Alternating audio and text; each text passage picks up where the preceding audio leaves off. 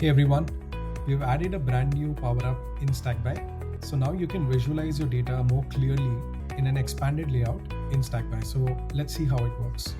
So you can click on spacebar to expand this particular row, or you can click here to expand a record. Once you expand a record, ideally you would see your information like this, right? Where everything is vertically placed. So now you can move this into a 2-column layout. So once you do that, your information will be displayed in a 2-column format, and you can basically move your column orders as well to visualize your information a little more clearly.